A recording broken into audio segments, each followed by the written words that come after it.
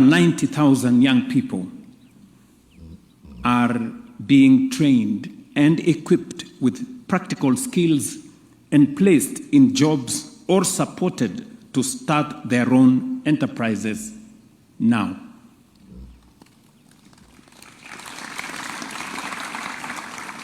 In addition, 20,000 vulnerable young people who already possess skills acquired through formal or non-formal and informal learning will receive formal recognition and certification. I thought we said, Fikirini, we improved this to 40,000, right? Sure. Yes.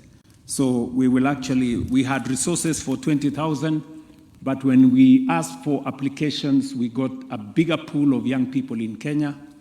And many of these people are people who have acquired skills by being in a workplace where they work under skilled and trained craftsmen and women in different sectors.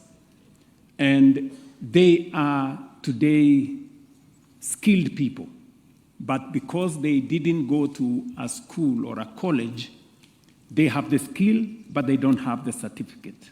So what we have decided is that we are going to provide resources to certify these people, to examine them and certify them and give them certificates at government cost.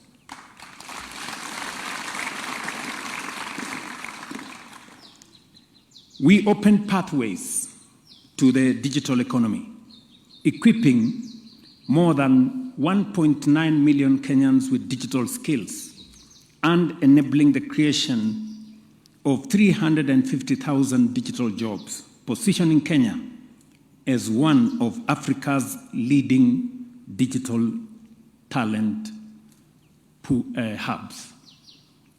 I say this with profound confidence that today Kenya is, I think in the latest ranking, we are country number 11 globally in business process outsourcing.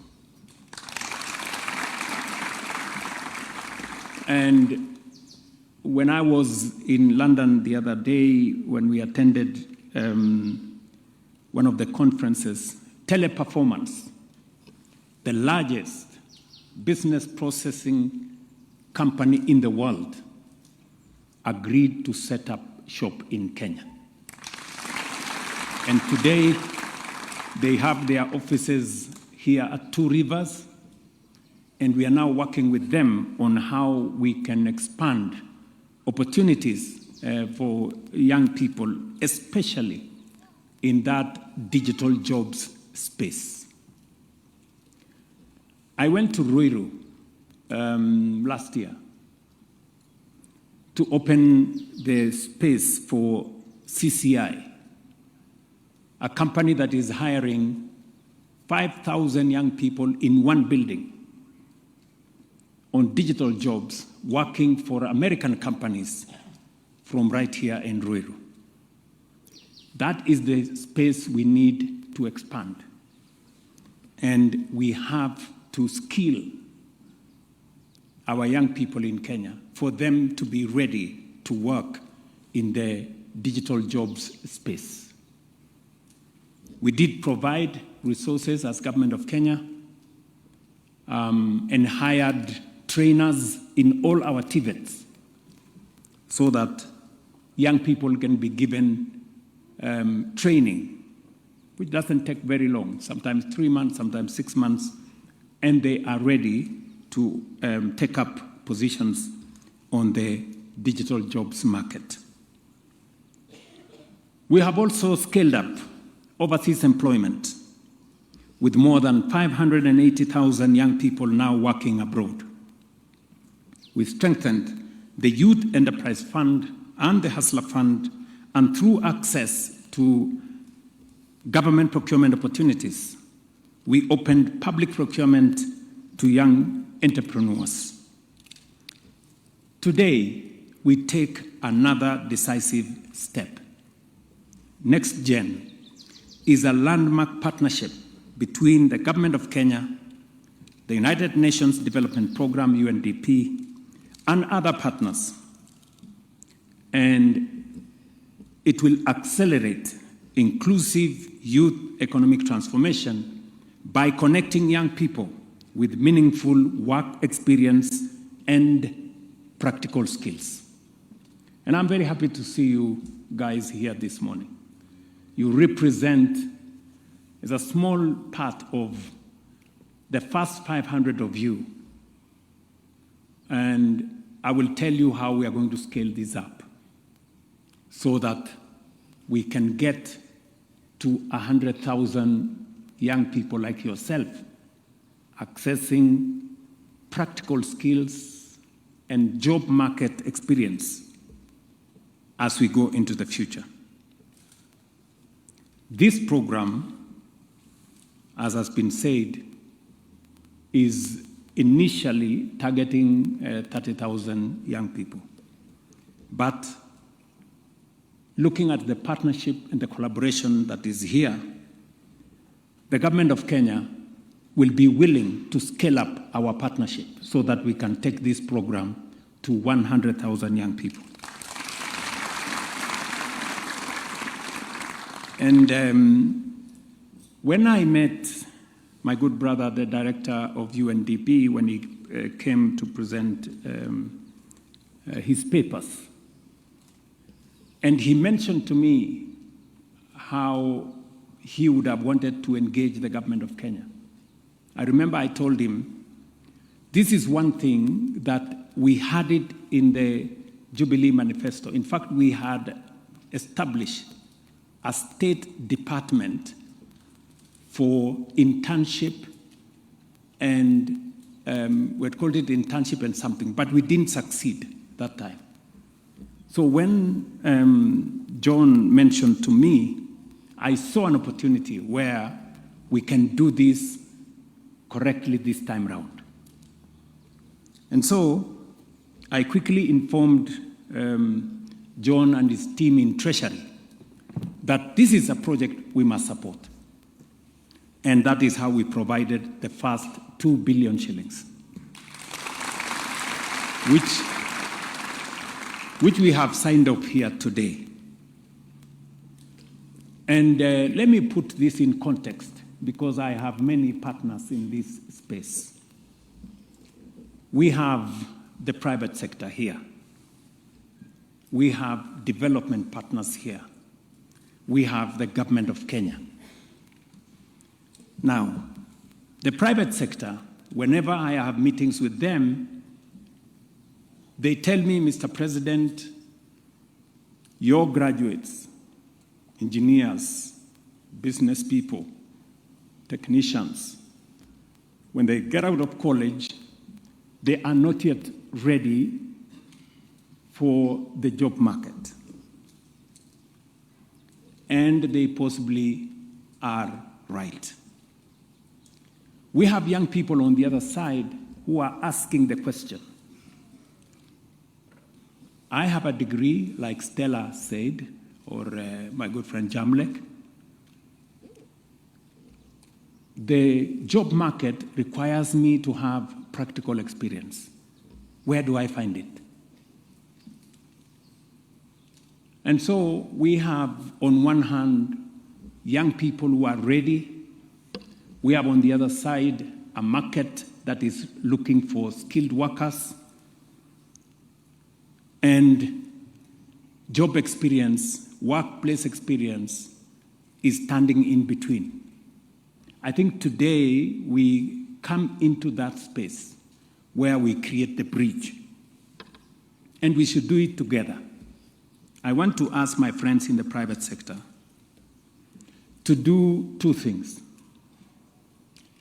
Because you are looking for skilled workers, people with experience, let us work together to create a big pool of skilled workers who then you can tap into and drive your businesses.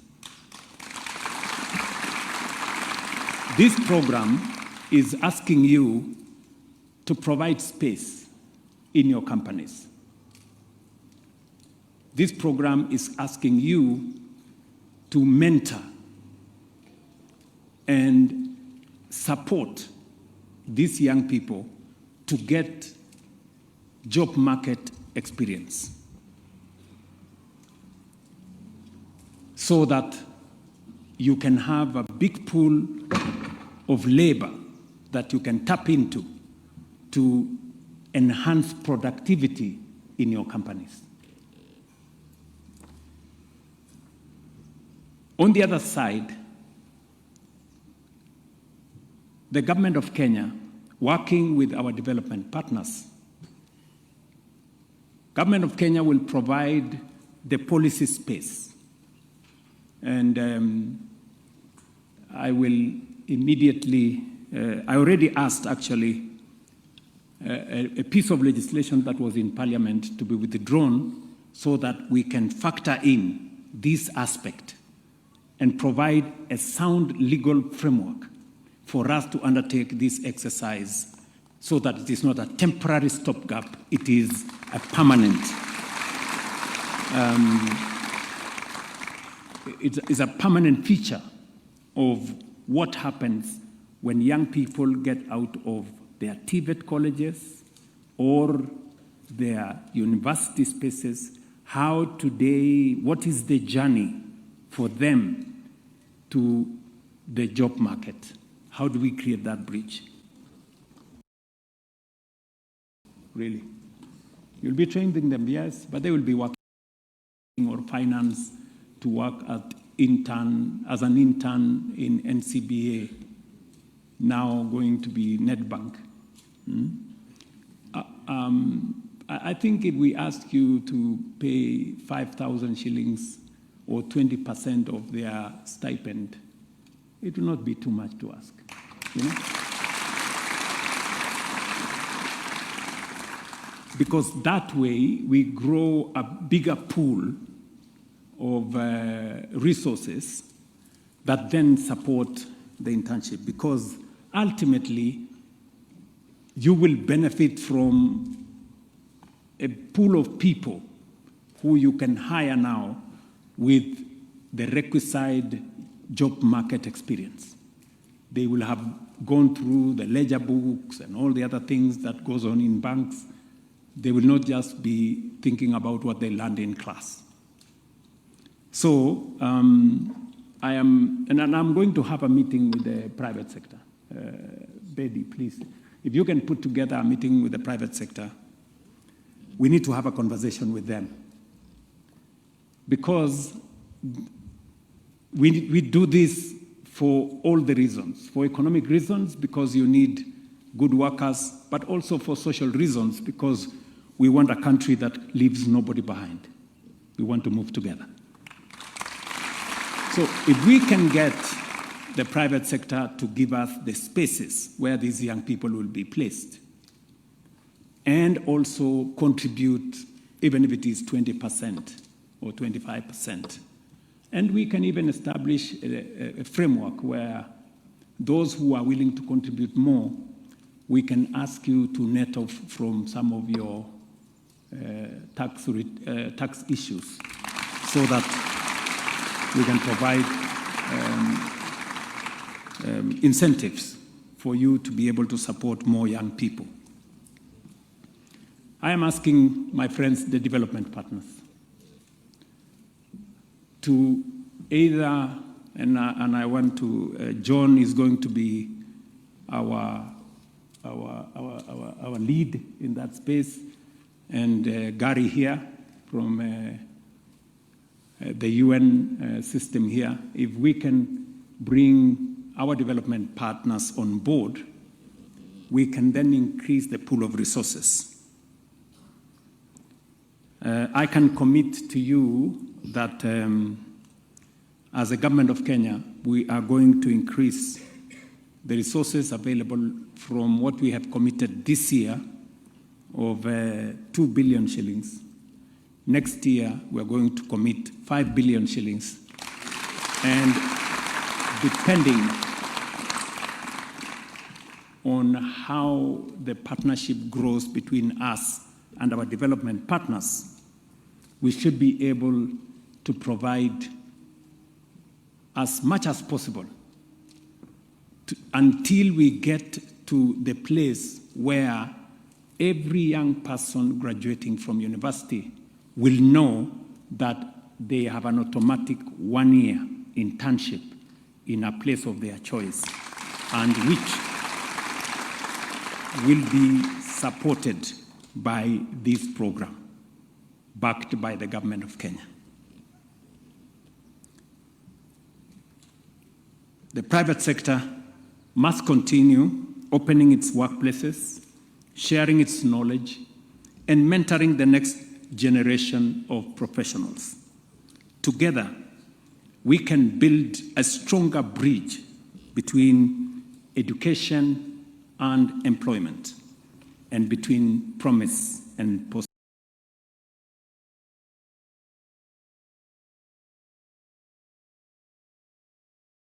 Into the equation. And we're going to support, as the government of Kenya, with the infrastructure that we have to make sure that this program succeeds. Waziri Oparanya and your team at the Department of Youth, please, we need to scale up this program. These are only 500 young people. In the next 3 months, we can support 10,000. Those are, that is my instruction. So work backwards.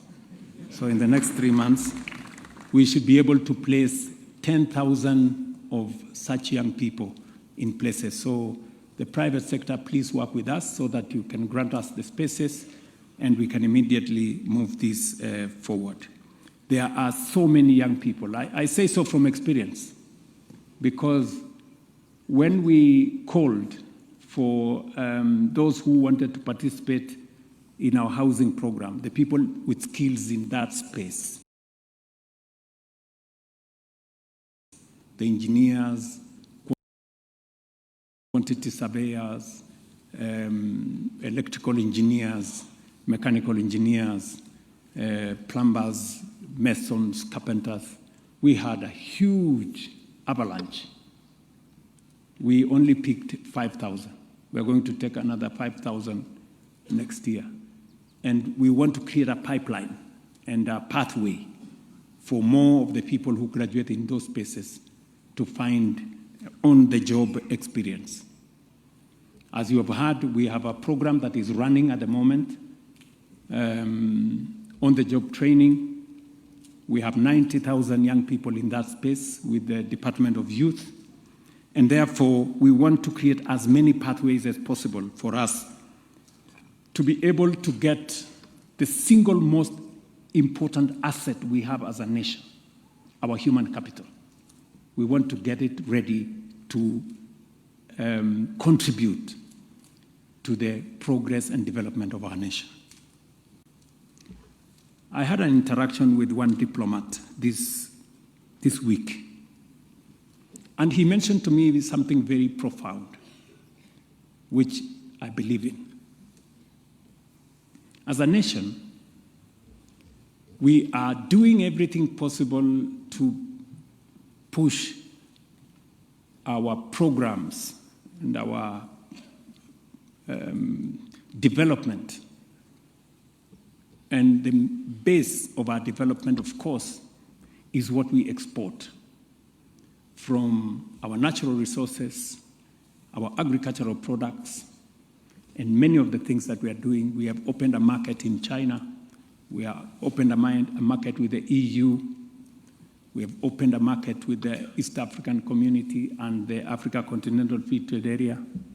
We are negotiating on the basis of AGOA. We are negotiating a new trade agreement with the United States.